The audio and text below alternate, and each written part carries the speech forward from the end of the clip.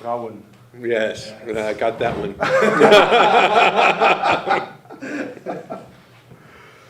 So, we're here in Amsterdam, a lot of beautiful women. Yes, Is that the reason why you love to come to Amsterdam? I I love Amsterdam, the city, for all of its delights. And apart from the women, what are the delights of Amsterdam for you? It's a beautiful city, beautiful city. It's so vibrant and alive and open. Good energy. Excellent, Yeah. excellent place, yes. In America, do you live in a city like Amsterdam, or is it very There is no city like Amsterdam Okay. in America. I live outside of Los Angeles by the sea, and it's a very beautiful spot. quiet, or It's quite heavily populated, but the sea is always quiet. okay? And in the town you live in, or the city, Yes, are people interested in this message? a few, everywhere in the world. Always a few. But sometimes when you go shopping for groceries, someone stops you in the aisle of the milk and says, Mr. Liquorman, can I ask you a question? So and so, or is it not something which is talked about at the supermarket? It is not something that is talked about at the supermarket, and I certainly don't offer it anywhere. I go where I'm asked. I answer when I am asked, but I am not here to tell anyone how to live, what the truth is. So this is not something like spread the word, tell everybody Not the at great all. mystery is revealed. If I had the truth, I would offer it. But I do not have the truth. I can only point to it. So there is something like the truth, or There is a fundamental underlying reality or truth, but it is not knowable in the way that we normally think of knowing something. But it is here. It is what we are. It is what enables us to think and feel and act, talk, breathe. There's something here. yeah, And it is that which the teaching points to, that which is here. but it's not something you can grasp, It is not something you can grasp. or you can point to, like, that's it. That is it. Everywhere you point That to also. is it. Yeah. It's all it. Yeah. See, So you can't make mistakes if you talk about this, or can you? in a relative sense, you can always make mistakes. In an absolute sense, everything is as it is. So it depends how you define mistakes. Yeah, but do you sometimes listen to other people talking about this, and you think, oh, no, stop, or I don't listen to other people talking about it, because once you've eaten the meal, there's no sense in reading the menu. it's a great one-liner. But people like Eckhart Tolle, who's visiting Amsterdam also in a month, 500 people pay 100 euros to hear him talk in essential about the same, or not? Is it different for you? I've never heard Eckhart Tolle speak. I've never read anything he's written, so I have no idea about him. Yeah. But he points to the power of now, the thing. But is there such a thing as now? Can you point to a now, or? Well, I don't know. I have no knowledge of what he means by now or any of that. You know, I can only talk to you about what I talk about. Okay. When someone comes up to you and tells him, I have a huge problem, you go inside the story with him or her, or you cut off at the first point and say, it's all mind stuff, there's no problem. It is as it is. I have no formula, so there's no. This is how I deal with it. I deal with everything on a case-by-case basis. I call what I do the living teaching, meaning it's alive in this moment, and it springs forward from this moment, Yeah. and it doesn't have any doctrine or dogma. And so this is what Wayne says about that. Yeah. What Wayne says about that depends on who's asking the question in that moment, and what comes forward. Yeah. So it's a responding. It is a response. Yeah. It is a living teaching. It is happening now. Yeah. So you must be open to everything and everybody, or do you shut down at a certain point? I don't know what you mean by that. Well, I experienced some opening, or how do you call it, that you are very open in a sense that nothing goes, what's the right English word, unseen. You capture everything, which is... I wouldn't say I capture it, I would say I accept it. So what is here is accepted totally as being here. Yeah. And so there's no resistance at the level of how it should be or shouldn't be. But is it all experienced, or is it just there and it's left there? Or Both. It's all there, and this body and this mind experiences a fragment of what is here, as does every body and mind. But could the total be experienced, or are you experiencing the total? Or? No, the total is not a thing. You can only experience something. The total is everything. So it's like saying, can the tongue taste itself? It becomes meaningless. Of course the tongue cannot taste itself, Yeah. So because it's not separate from itself. yeah, but people call this, when they visit you, an experience. Oh, they may well have experiences. But it isn't an experience visiting a talk done by Wayne Liquorman, or... Of course it's an experience. It may be a good one, it may be a bad one, but it's an experience. Yeah. Some people leave quite changed and moved, and others Disappointed. can't wait to be out of the room. So Yeah. Does that happen often, that people can't sit down on the chair, and when the first break they run out of the hall? of course it happens. And what is that? Is that the mind resisting this message, or We can give it. We can tell all kinds of stories about it. What we can say is that that person was certainly not interested or ready to hear what was being said. Yeah. And I have no judgment on that, on them. And certainly don't characterize it as some kind of spiritual retardation or... Yeah. You don't say, you're wrong, I'm right. Absolutely No. not. Absolutely not. Because it could be very painful for the ego. I've been at your talk about 2 years ago, and there was one guy sitting in front of me, and he was getting very, very angry by the minute, and then he just left. He said, he's just being a popular guy there. He couldn't take it. But what I've experienced with some people, they realize that the ego isn't the one doing it all. It's just thinking that it's doing, and that is a very painful thing for a lot of men and women, I think. So maybe that's one of the reasons that a lot of people don't like hearing what you are talking about. Well, it's always been a teaching that is for,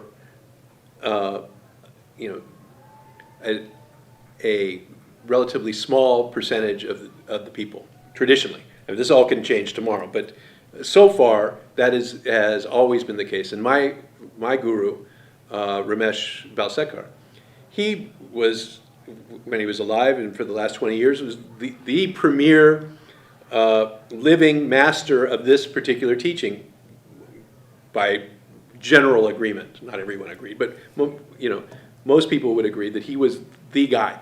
And at his talks that he gave every day in his home, the most ever that were there were 70 people. And then, at the height of the spiritual tourist season in December, there's 70 people there. And during the rains, 5 or 10. All right. This is the premier teacher of Advaita in the world. This is the premier teacher of Advaita in the world. Yes. And this is what, this is what's there.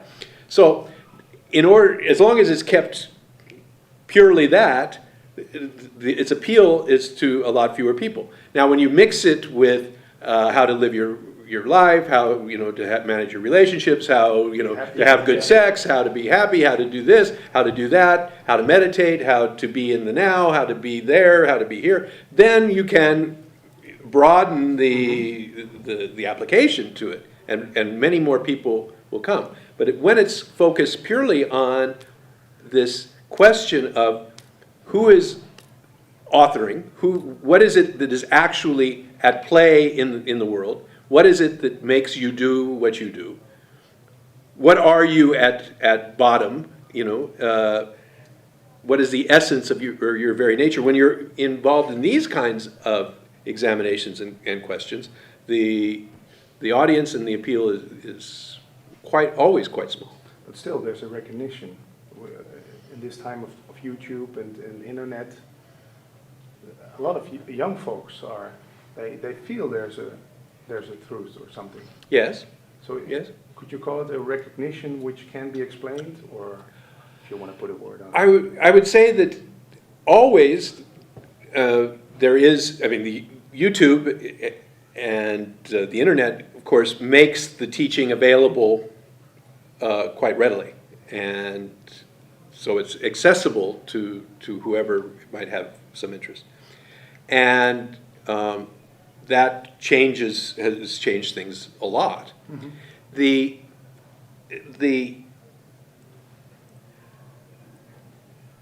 What I call the false sense of authorship, which is this sense that human beings get at the age of 2.5, which is the point at which human beings start to suffer.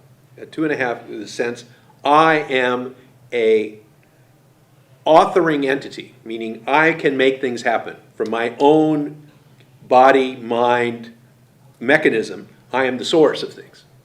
That sense that develops at the age of 2.5 has to work itself out.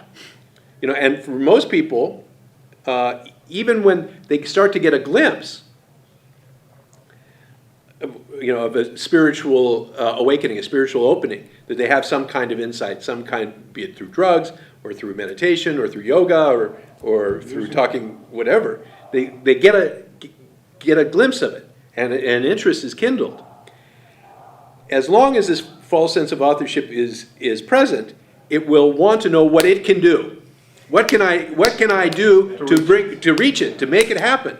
And there's a lot to do. There's all of these teachings and meditations and methodologies and processes to do, and which have their impact and their effect, all of them.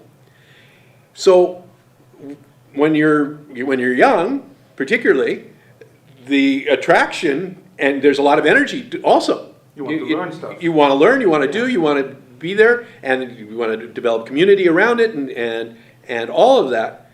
And it's there in those things. And so most young people get, I'm not going to say siphoned off, but I'll say siphoned off, get siphoned off into all of those pursuits. And then you work through them over the years. My observation of the people who generally get to me are older. They've done the meditations, they've been to the teachers, they've been to India, they've been to the ashrams, they've done it, got the t-shirts, done it again. And now have exhausted the doing. They give up. The giving up happens. Yeah, of course. Yeah. The giving up happens not because they've come to some conclusion. It's just they're exhausted. There's just I can't get it up to do another retreat. I can't get it up to do another, sitting session. I just can't, and so the fact is that they've extracted there's a lot of juice in that stuff. Mm-hmm. There's a lot to be learned. There's a lot of insight to be gained. There's a lot to know. There's a lot to feel and experience. But you can only get so much out of that. And then there may be the opening to go the other way, which is to go from getting more power, spiritual power via these things, to true powerlessness, to surrender, saying, okay, maybe I can't get it, maybe I can't do it, maybe there's something else happening here. Yeah. At a real fundamental level, not just a mental conclusion, but just physically, I've given it my all, and now here I am. And it's that level of receptivity that I find the most exciting when people come to me. Yeah. Would you say that spiritual search is the same search with getting a lot of women, earning a lot of money, thinking I have to have a bigger house, bigger car? Sure. The same mechanism? Yes. There was a old yogi, quite a character, Chongyam Trungpa, as I recall. I may have mispronounced it. But he wrote a wonderful book called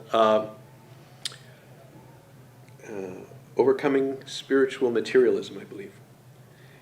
And it was a very interesting premise, because what he was basically saying was that most of us approach spirituality in the same way that we approach the world, Yeah. which to acquire something, Yeah. to get spiritual understanding, and to get really spiritual power. Because what you come to a point where you realize that you can't control things. I mean, you try and control them, and you can't. So the conclusion is, well, if I can't, but God or consciousness or source is controlling everything, what I need to do is align myself with the power. Then with my brains and God's power, we can really do something. You see? Yeah. And so, I mean, then that's a very strong motivation for trying to get this spiritual thing. Yeah. Yeah. I got the whole cabinet at home with all the books, the DVDs, and Mm-hmm. I never look at them again. But yeah, it seems that what you say, getting knowledge about this. Uh-huh. So what I'm saying is that is often the first step in the process. That most people can't circumvent that. Some Stay can. inside that. So what I'm saying is they can't go around it. They have to go through it in order to get beyond it. Yeah. And of course, some never get out of it at all. But that activity of spiritual materialism is a very normal and usual stage in the process. Of course, because when you grow up and you want to be a good soccer player, you have to practice a lot. Right. After years of practice, you'll be a good one. Yes. And now you think, I've got to be enlightened. What should I do? Yeah. It's a really normal question for a human being to ask. That's right. Yeah. Of course. Then you are there to tell them it's the other way around. Would you say the message gets smaller and smaller, or the message disappears? Because you Okay. get a lot of practice.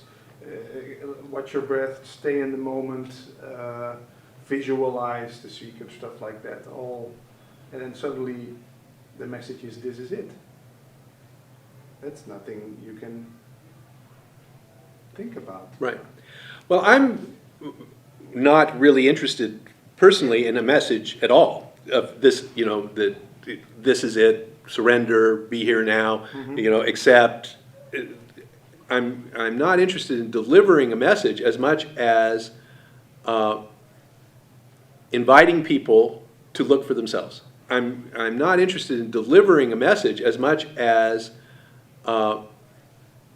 inviting people to look for themselves. Say, okay, look here.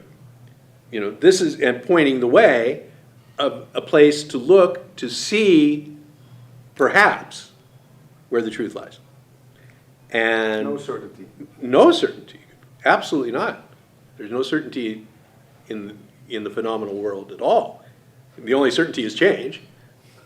Yeah. You know, so But could you say that's just love, what you're bringing here to Amsterdam? You seem if you're like- being kind, you can call it love. You can call it openness, acceptance, peace, truth. I mean, there's a million words for it. But doesn't it happen that a lot of women in the audience, they think that this human being is the one and get excited and maybe fall in love with you or write you tons of love letters, or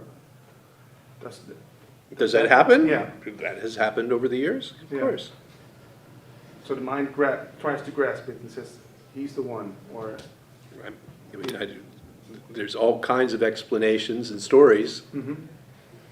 about people's relationships, men and women, with the guru. And it takes many forms. Sexuality is simply one form, but we as human beings have a sexual component to our nature. So Mhm. it's only natural that be part of life, part of whether it's your spiritual life or your daily life. But isn't the search always the search for love? For oneness, wholeness, love, whatever you want to call it? Certainly we could call it that. So you could say you bring love to Amsterdam. I don't think Amsterdam was lacking in love prior to my getting here, actually. Everything is love, yeah. But you sometimes see that people are really damaged in their childhood or got traumas. Sure. I've noticed that when you start being busy with non-duality, all these things will come up. You've been holding them underwater, all these balls, all over the years, and then suddenly there's this space that everything Gets is revealed. okay, and they pop up. Mm. Do you see that often with people? To some degree, yes, but it's not, since that is not really the focus of my teaching. That is simply seen as another phenomenal arising, and isn't given any more weight than anything else. That the real thrust is not in that arena. And so when those things arise, I suggest that people speak to a qualified therapist, of which I am not. And so I can't help them with those sorts of things because I'm simply not qualified to do it. My role is in pointing them in an entirely different direction. Yeah, that's sometimes confusing for people, maybe, because you're telling it's already here, it's not that you are doing, it's simply happening. And then going to a therapist is something you do. Yes. Well, that's actually not my message. What I'm saying is that you do it. You do it. You don't author it. And so I'm making a much more subtle distinction than you'll normally find in the broad non-dual talks where you're not the doer. I'm saying that you do things. Yes. You do things, all kinds of things. And you will be held responsible by the society for what you do. Yes. Perhaps. Not necessarily, but very often. The real question is not so much about the doing, it's about the source of the doing. Where is this doing coming from? Who is authoring this doing? Clearly there is a me doing it. And I'm very comfortable using personal pronouns, I and me. Yes. Because there is a Wayne here that does things, that's talking now, that has that does all kinds of things. It has relationships and has experiences of all kinds that are unique to Wayne. What is really at issue in my non-dual teaching is what is the author of what happens. Where is it from? What is the source of that which I do? Is it local? Is Wayne the source? Or is Wayne the instrument through which the entire universe is functioning? Mm-hmm. And so that's really the question that the teaching is raising. Yeah. But if you look at the microcosmos, Yes? those little ants, Yes? who all go about and do their thing, Yes? it's obvious that they're an instrument which is, we call that nature, we call Yes. it instinct. Yes. Why would it be different with a human being? Isn't nature the perfect example of that? It is a perfect example of that. But, and here's where it all gets very interesting and quite complicated. At the age of 2.5 in human beings, We get an intellect. you get, no, it's not you No. get an intellect, you get the false sense of authorship, which claims the intellect. The intellect is a feature of the body, Okay.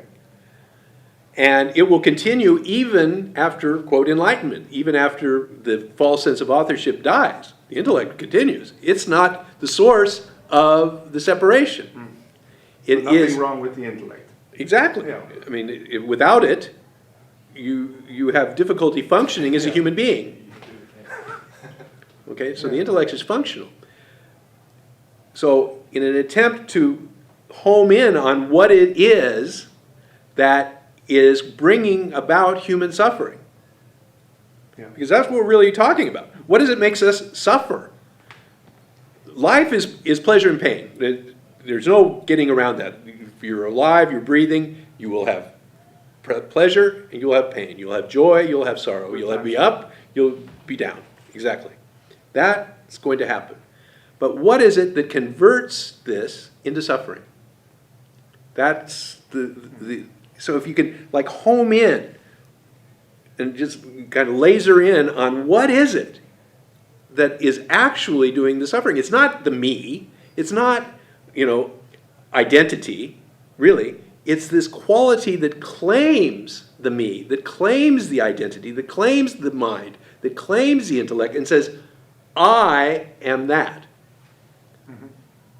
And I call that the false sense of authorship, or the FSA for short.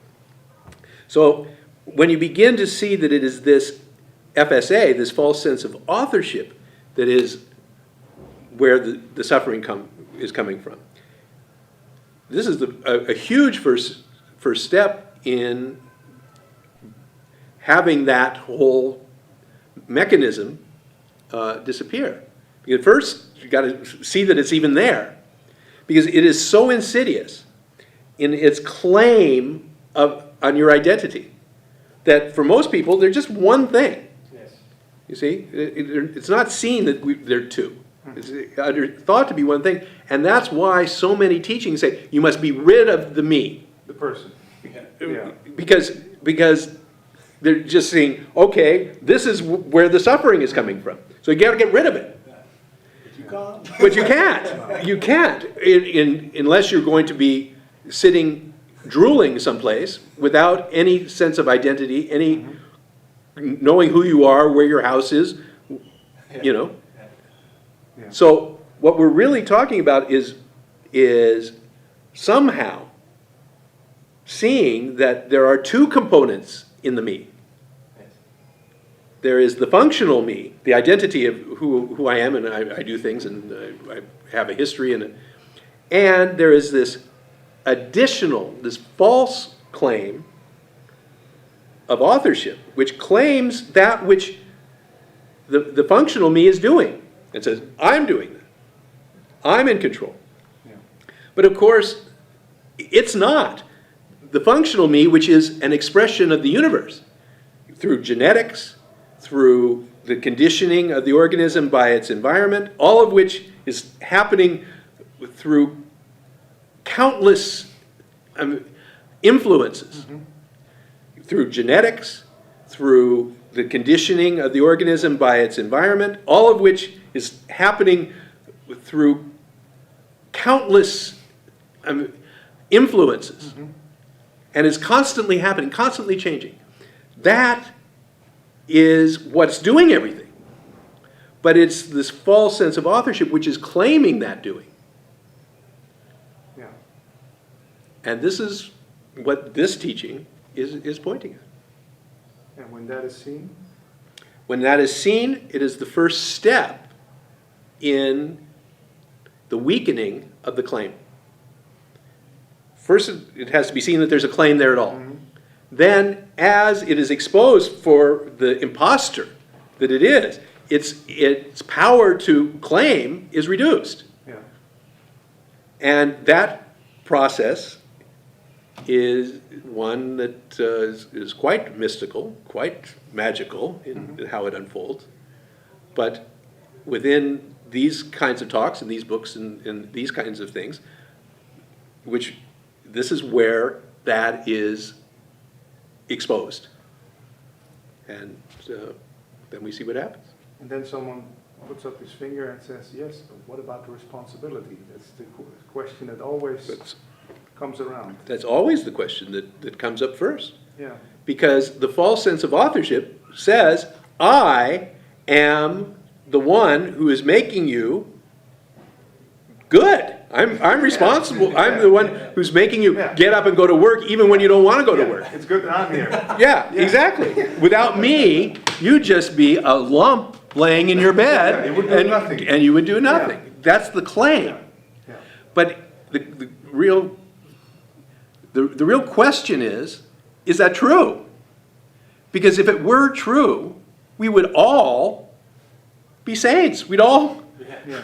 I mean, we'd all act in accordance with our values. Yeah. Not forget society's values, our own.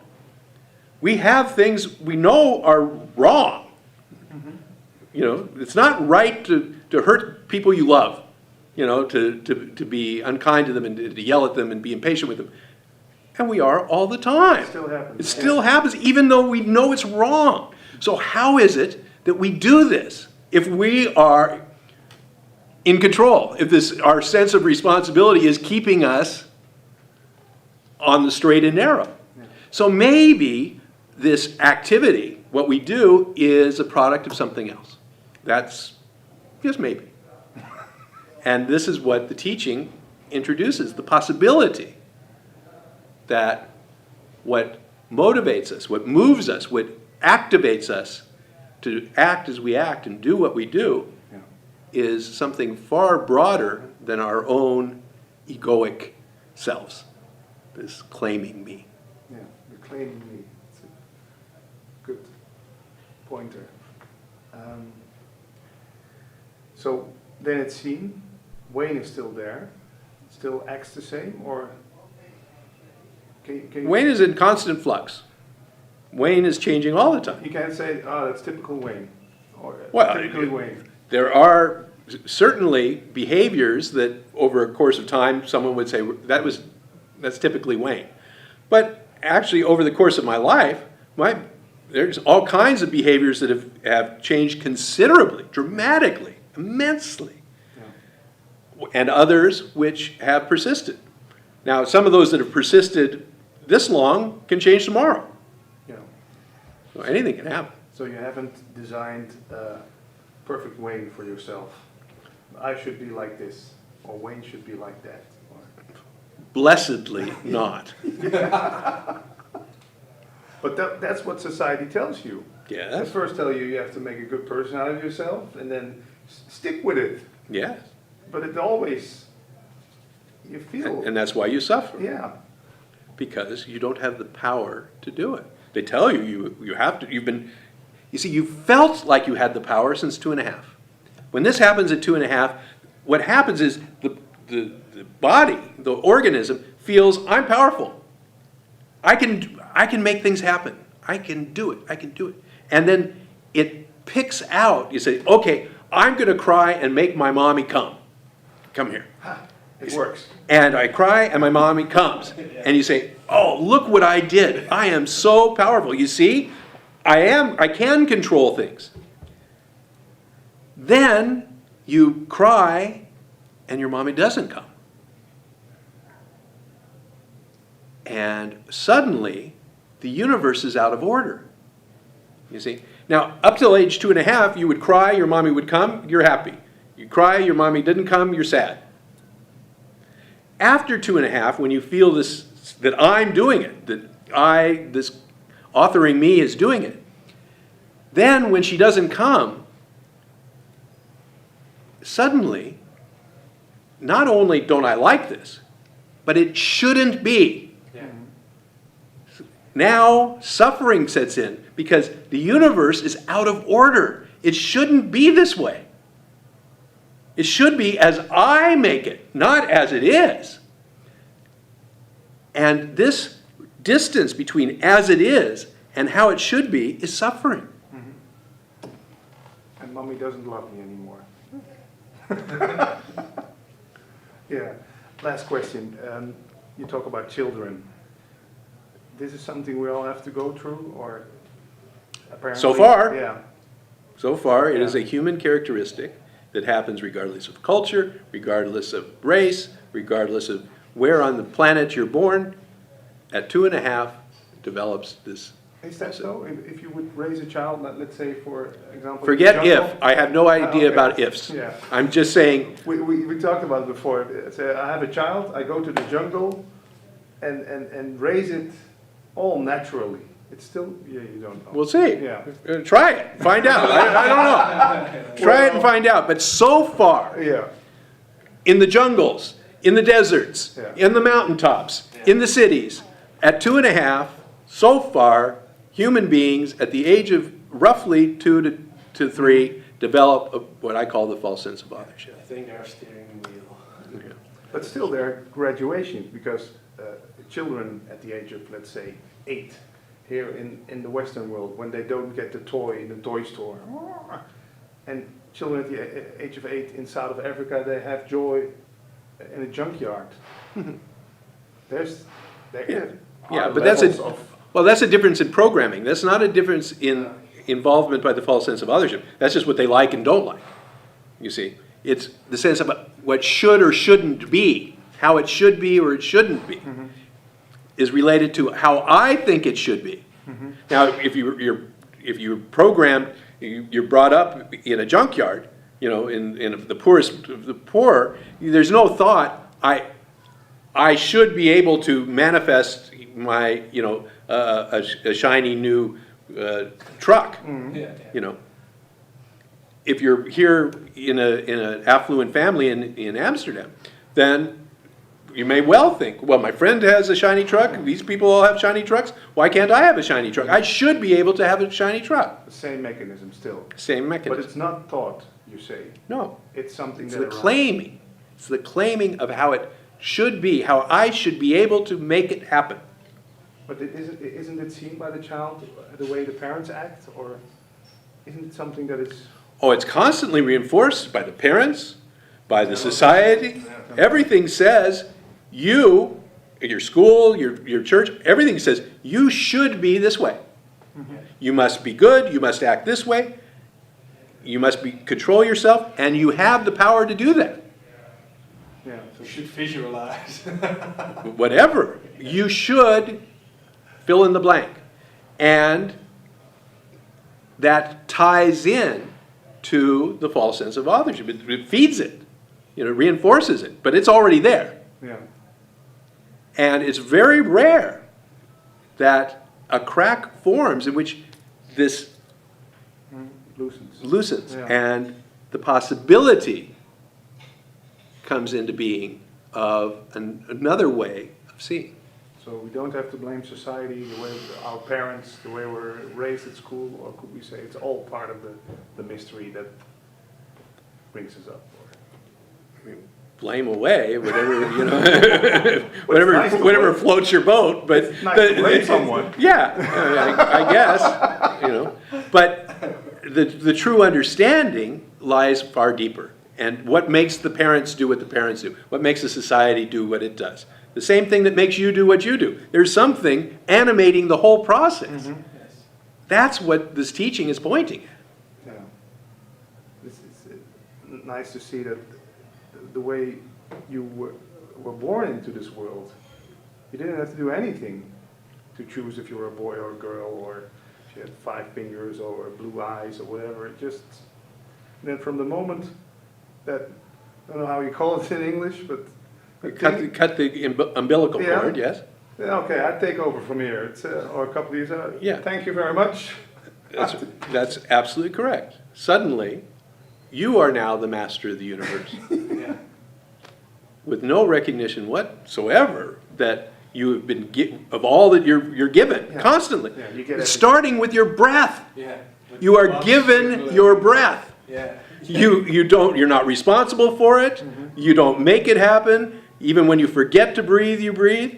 And the breath is what enables everything else. It enables you to be. Yeah. And this thing. And still they say, I am breathing. Yeah, Yeah. yeah. Okay, thank you very much. You're very welcome. Yeah, thank you very much. Okay.